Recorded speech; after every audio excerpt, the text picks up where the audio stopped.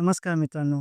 आजच्या व्हिडिओमध्ये आपण पाहणार आहोत renewable energy, power sector, cement, auto ancillary, battery sector मधील मोठे रिझल्ट, कॉन्ट्रॅक्ट्स आणि मॅनेजमेंट अपडेट. चला तर मग सुरू करूया. पहिला टॉपिककडे वळूया. तर सर्वात आधी रिन्युएबल सेक्टरमधून पॉझिटिव्ह बातमी समोर आली आहे. ती म्हणजे केपी एनर्जी लिमिटेडला गुजरातच्या भुज येथे 99 मेगावॅट विंड पॉवर प्रोजेक्ट मिळाला आहे. हा कॉन्ट्रॅक्ट आयनॉक्स रिन्युएबल सोल्युशनकडून देण्यात आला आहे.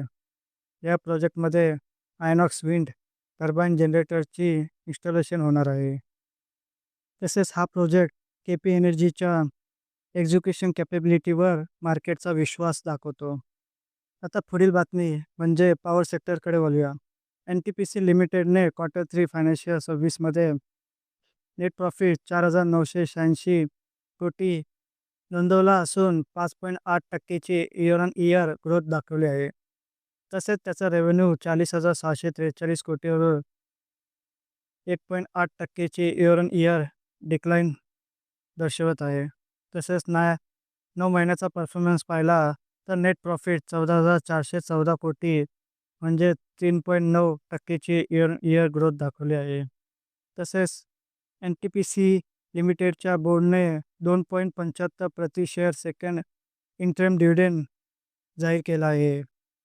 तसेच आता पुढील बातमी सिमेंट सेक्टरमधून अंबुजा सिमेंटने फायनान्शियल Q3 26मध्ये रेव्हेन्यू 5,908 कोटी पॉझिटिव्ह ग्रोथ दाखवला आहे.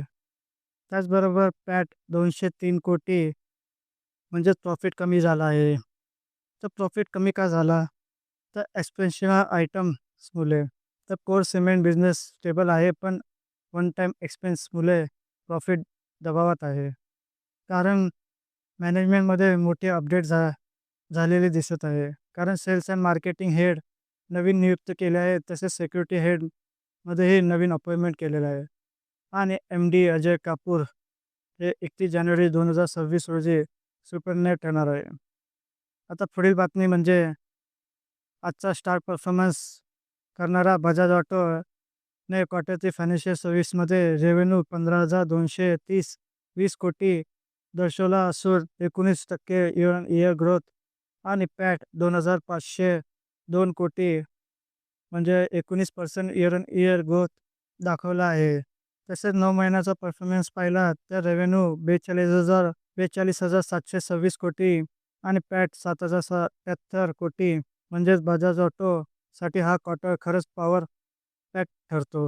आता पुढील बातमी एक्साईड इंडस्ट्री म्हणजे बॅटरी सेक्टरमध्ये अपडेट पाहिला तर एक्साईड इंडस्ट्रीने Q3मध्ये नेट प्रॉफिट 2.58 अब्ज म्हणजे 258 कोटी आणि मागील वर्षी 2.45 अब्ज इतका होता. म्हणजेच 5.31% इयर ऑन इयर ग्रोथ दर्शवत आहे. पण एक्साईड इंडस्ट्रीचा एस्टिमेट मिस झाला आहे. कारण ॲनालिस्टच्या एक्सपेक्टेशननुसार 2.63 अब्ज पाहिजे होता, पण ॲक्च्युअलमध्ये 2.58 अब्ज इतका आला आहे. आता पुढे आपण ऑटो अॅन्सिलरी सेक्टरकडे वळूया. तर मदरसुमी वायरिंग Q3 रिझल्ट. तर नेट प्रॉफिट 1.49 अब्ज म्हणजे 149 कोटी इतका झाला असून मागील वर्षी हा 1.40 अब्ज इतका होता. म्हणजेच 6.4% इयर ऑन इयर ग्रोथ मदरसुमी वायरिंगने दाखवले आहे. तसेच ॲनालिस्ट एस्टिमेटच्या नुसार एक्सपेक्टेड होता की 1.80 अब्ज येईल, पण ॲक्च्युअल 1.49 अब्ज इतका आला आहे. ह्यात पाहिलं तर 31 कोटीचा फरक दिसून येतो, पण सुमारे 17.2% एस्टिमेट मिस केलेला आहे.